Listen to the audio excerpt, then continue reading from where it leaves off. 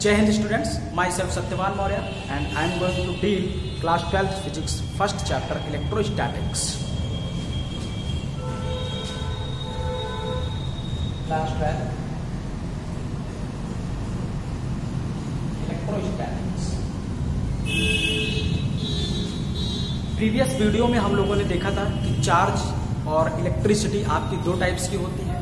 जो एक इलेक्ट्रिसिटी आपकी ग्लास रॉड में थी और दूसरी इलेक्ट्रिसिटी आपकी प्लास्टिक रॉड में थी, और दोनों इलेक्ट्रिसिटीज अपोजिट नेचर में थी। और जो आपकी ग्लास रॉड में जो इलेक्ट्रिसिटी थी उसको हम लोगों ने पॉजिटिव इलेक्ट्रिसिटी बोला, और जो प्लास्टिक रॉड में इलेक्ट्रिसिटी थी उसको हम लोगों ने निगेटिव टाइप का इलेक्ट्रिसिटी बोला। और अब क्वेश्चन उठता है कि कौन सी चीज है जो इस इलेक्ट्रिसिटी को एक्सप्लेन कर रही है। ऐसा क्या है जब हम लोग किसी चीज को रब करते हैं तो वो बॉडी आपकी क्या होती है, चार्ज हो जाती है। जैसे अंबर चार्ज हो जाता था, इलेक्ट्रीफाइड हो जाता था। ग्लास रॉड भी जब हम लोग कैट्स पर के साथ रब करते हैं तो इलेक्ट्रीफाइड हो जाता है। इस चीज को अभी तक 3 थ्योरीज बताई गई। पहली theory air vacuum theory, and second theory is your double fluid theory, and the third theory is your single fluid theory. Single fluid theory को बेंजामिन फ्रैंकलिन ने प्रपोज किया था।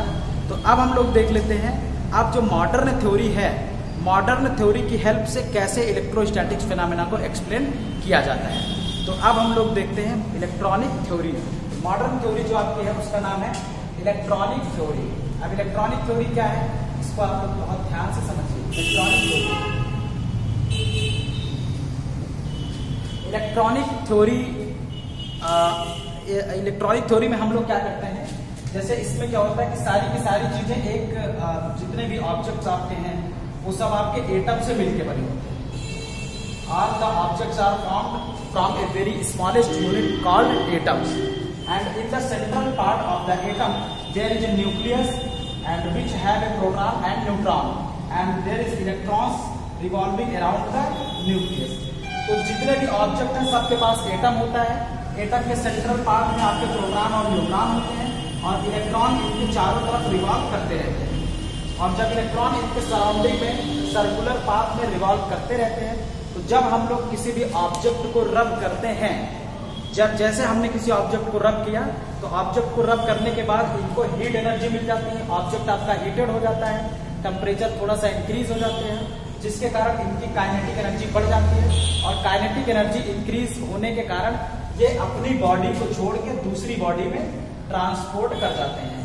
और ये आपकी बॉडी ए है, ये बॉडी बी है। तो जब ये अपनी बॉडी को छोड़ के दूसरी बॉडी में ट्रांसपोर्ट कर जाते हैं, तो अब हम लोग बोलते हैं जहां से इलेक्ट्रॉन निकला, अब क्योंकि इलेक्ट्रॉन जो है इस वाली बॉडी से इस वाली बॉडी में चला गया, तो जब इलेक्ट्रॉन जहां जाता है उसको बोलते हैं एक्सेस ऑफ इलेक्ट्रॉन। तो बॉडी बी में इलेक्ट्रॉन आपका किसमें होगा, एक्सेस ऑफ इलेक्ट्रॉन, और बॉडी ए में डेफिशिएंट ऑफ इलेक्ट्रॉन, क्योंकि जैसे हमने रब किया तो आपका इलेक्ट्रॉन इधर से इधर चला गया। अब क्वेश्चन उठता है कि इलेक्ट्रॉन इधर से इधर ही क्यों जाएगा, क्या इधर से इधर भी आ सकता है?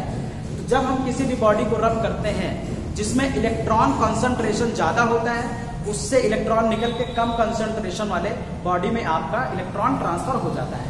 जिसमें इलेक्ट्रॉन ट्रांसफर होता है मतलब एक्सेस ऑफ इलेक्ट्रॉन, उसको हम लोग बोलते हैं negatively charge body. Negatively charge body. Electron जिसमें से निकल के जाता है उसको हम लोग बोलते हैं positively charge body. Positively charge body. तो जब हम किसी भी सब्सटेंस को रब करते हैं उससे इलेक्ट्रॉन निकल के दूसरी बॉडी में चला जाता है, इसी को हम लोग बोलते हैं इलेक्ट्रॉनिक थ्योरी। तो इलेक्ट्रॉनिक थ्योरी में इलेक्ट्रॉन के ट्रांजिशन की वजह से आपकी बॉडी चार्ज होती है, आपकी बॉडी इलेक्ट्रीफाइड होती है।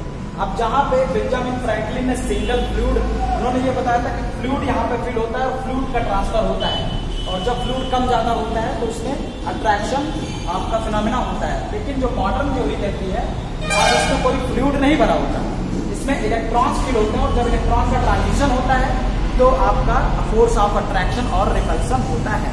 Now question arises that why the transfer of electrons is the cause of positive and negative charge body. This becomes positive and negative charge body. इसके लिए मिल्कन्स ने रॉबर्ट मिल्कन ने एक experiment, Robert Millikan oil drop experiment से इन्होंने verify किया कि electron का जो चार्ज होता है वो पहली बात तो निगेटिव चार्ज होता है, ये सब हम लोग एटॉमिक फिजिक्स में डील करेंगे, क्योंकि ये पूरा एटम का कॉन्सेप्ट है। एटॉमिक फिजिक्स में हम लोग पूरे एटम के बारे में बताएंगे और ये प्रूव करेंगे एटम आपका स्फेरिकल का शेप क्यों होता है, और इलेक्ट्रॉन पर माइनस चार्ज क्यों होता है, why nucleus have a positive charge, protons and neutron, all these things will deal in the atomic physics.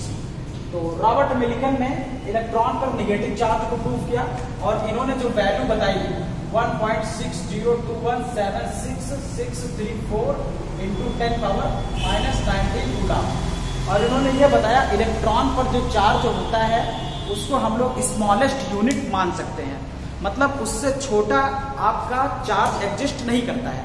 तो इलेक्ट्रॉन जो ट्रांसफर करता है उस पर जो चार्ज होता है that will be a unit of the charge. तो इलेक्ट्रॉनिक चार्ज हम लोग अपनी यूनिट बनाते हैं चार्ज को ट्रांसफर करने की।